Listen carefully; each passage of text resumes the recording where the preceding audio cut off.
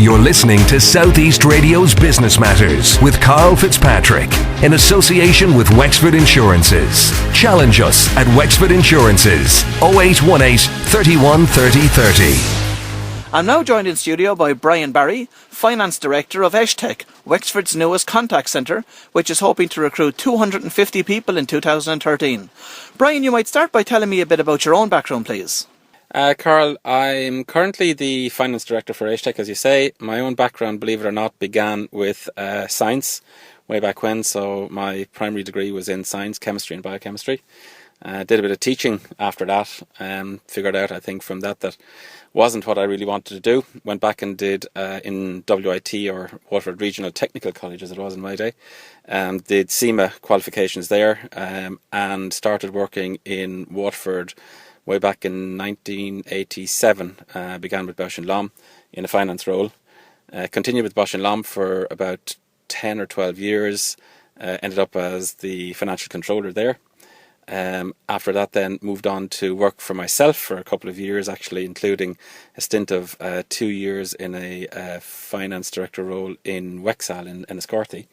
And after that joined AOL in Waterford, America Online, the customer services support in Waterford, which then was taken over by TalkTalk and then led us into Eishtec eventually. The idea for Eishtec, most people would think that it came after the redundancy was given out by TalkTalk. Is that true? No, actually. Eishtec, or as we began our business as a company called PPP Cubed, but changed our name there over the last 12 months just because there was some confusion over other PPP Cubes that had existed. PPP Cubed was registered way back in, I think it was October 2009. So the idea for setting up a contact centre with myself, Heather Reynolds and Colin Tracy, the three owners of the business, began way back when we worked together in TalkTalk, well before anything happened in the TalkTalk facility in Waterford. Explain the business model behind Eishtec. Eishtec is a company that provides customer service support to, at the moment, the telecommunications business. We provide that support to Everything Everywhere, one of the largest mobile phone and broadband companies in the UK with 28 million customers. Everything Everywhere owns the brands which we've seen before on TV, Orange, T-Mobile, and the new first-moving 4G brand, EE, in the UK. And our model is to provide customer service support across a number of campaigns into the Everything Everywhere requirements. People often wonder what was the real reason behind the closing of TalkTalk in Waterford. I think it was a phase that TalkTalk had reached. They had acquired out of a purchase by Carphone Warehouse of AOL and had set up their own broadband business, TalkTalk. They had quite a number of acquisitions along the years to get to that point and had reached a point where consolidation began. The head office and the base of operations was very much in the UK, and I think TalkTalk just moved their business model back to that as their central base, and as a result Waterford was one of the casualties of that. It's, I suppose, coincidental that your first client was also in the telecom sector. Is it purely on the telecom sector you're going to focus the attention of Eishtec on? No, not necessarily. However, it's like anything, you start with what you know best. And for us, telecommunications is our bread and butter, is the area that we know best, from both a billing, from a customer support, from a loyalty and from a technical perspective.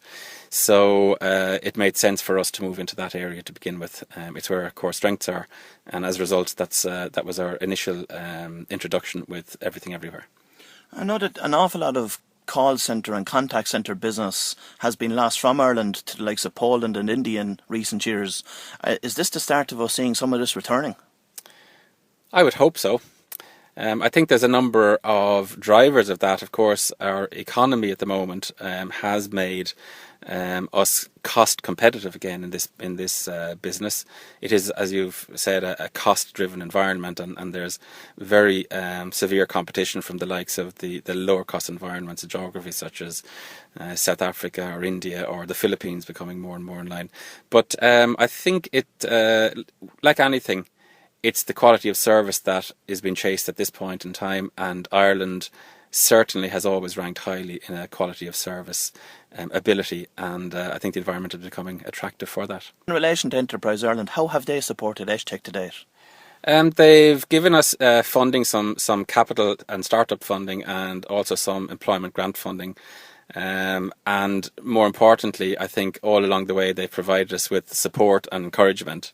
And if it is a case that we need some help or we need some advice, they've been there to provide that for us. As you say, the business started in Waterford, where you now employ 400 people in your contact centre there. Why did you move to Wexford for your second stage of growth? Two reasons. Firstly, in the contact centre business, it's important to have resilience. And resilience means that if for some reason a site were to go down, we would have the opportunity to have another site that we could use.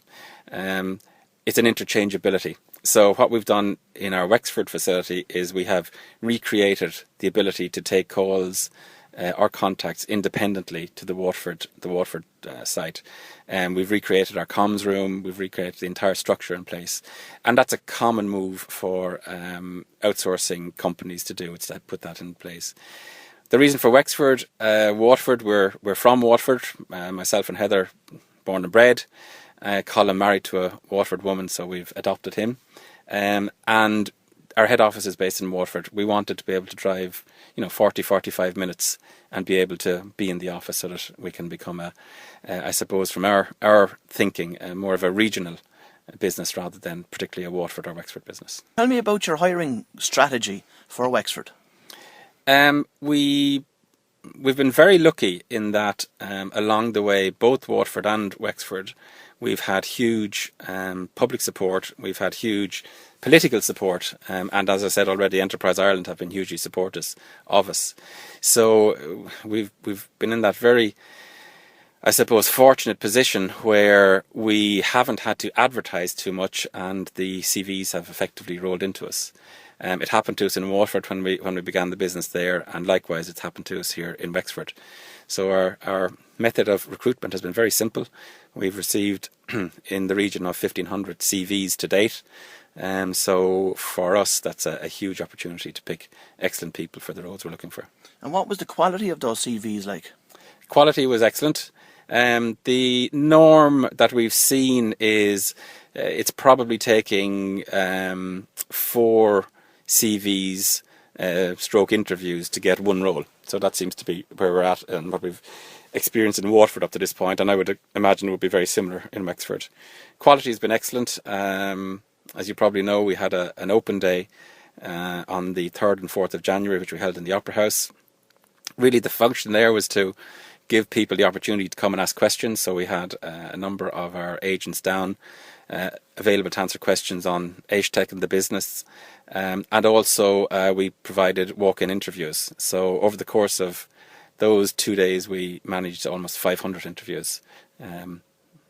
Excellent interviews, and we've already filled our first 2 classes. First class began training on the 21st, Monday the 21st of January, and our second class will go into our new facility here in Drina on the 28th, that's Monday coming. And tell me, what's involved in the training? Training is, for Wexford, we're running a smartphone technical and billing support. So it's actually almost an 8-week training program, which takes the agents in and out of classroom. So it would be 3 weeks, for example, in classroom training, which would develop customer skills, communication skills, and also system skills, because we work on specific systems. Then 2 weeks back out, where the agents will be exposed to part of their campaigns or transactions on phone, so they will take calls from customers, and then they'll return back in and out of that training program over an 8-week period. Now, I know that you've gone through your first phase of recruitment in Wexford, but let's say in advance of phase 2, for those that would be listening to the show this morning, that would be job seekers and maybe interested in working with Eishtec in the future, what advice would you give them today in relation to maybe looking at particular training courses out in the open market that they could complete that would certainly give them a competitive advantage for applying for a job with Eishtec in the future? Well, I think anything that increases their customer service skills, I know there are a number of courses available in the market.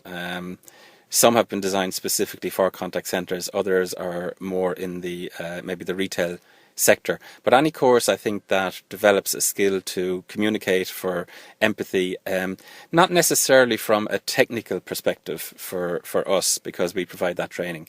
But I think it's people who can listen and who can get their message across. So anything that helps or provides that, I think, is what I would look at. Just in relation to your, I suppose, future plans in respect of client base and that, do you envisage having any Irish clients in the future, or is it all export-driven business you're looking at? Well, at the moment, our business is 100% export, and we've been very lucky with that. For us, we would certainly be looking at Irish clients because we're really only 2 years in trading existence, albeit 4 years in actual existence, and it's been such a hectic time for us for the last 12 months and is going to be a hectic time for us over the next 12 months. We would look at any opportunities that we could get. We're currently pursuing, and Colm has been in Canada recently on one of the trade missions with Minister Bruton to see what opportunities there may be in Canada, and we have some leads that we're looking at there and talking to.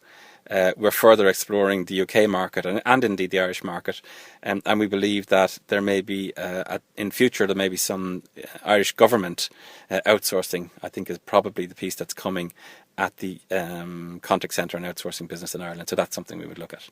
What are the pain points for Eishtec today? It's like anything, pain points will always be around things like cost. We are a higher cost environment compared to these other geographies and environments.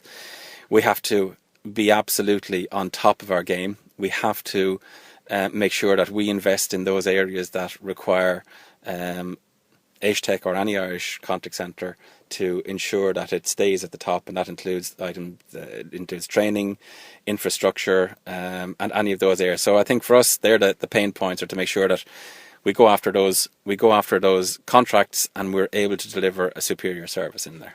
We've referred to Eishtec as a contact centre on various occasions over the last 10 minutes of the interview.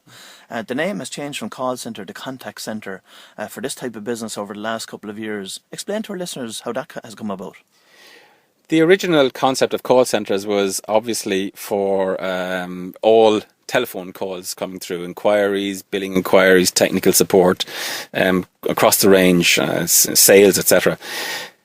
The contact centre business, as we've all seen, has moved further and further into areas such as chat, email, and companies are moving more and more into online self-support. We've seen it very much with the banks and the closure of the various branches around all countries, including Ireland. So contact centres now provide that customer service support across different mediums, and that's why it's a contact now rather than a call.